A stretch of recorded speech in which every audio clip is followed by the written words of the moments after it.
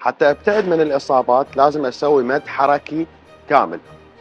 شنو يعني المد الحركي الكامل؟ مبين التمرين من ابدي اسوي من نقطة 0 الى نقطة 100 مد حركي كامل، بالنسبة للصدر او بالنسبة للذراع كامل، مد حركي كامل. المد الحركي يبعد عني جميع الاصابات، لانه ما راح اقدر اشيل بيه اوزان هائلة، وما راح اقدر اعد نفسي ابد نهائيا، لا راح اكون متوازن وراح اسوي التمرين بدقة جدا عالية.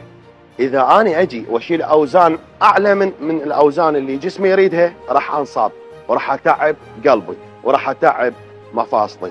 ما يصير اجي اشوف الناس انه اني والله اشيل اوزان عالية جدا، شوفوني شلون اشيل الوزن العالي، بس بنفس الوقت انا اسوي ربع حركة.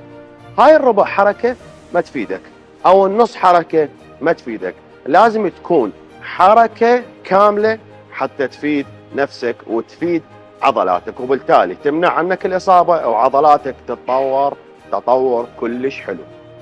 دائما أنا أقول لك صحصح وياي وأفيدك، مد حركي كامل.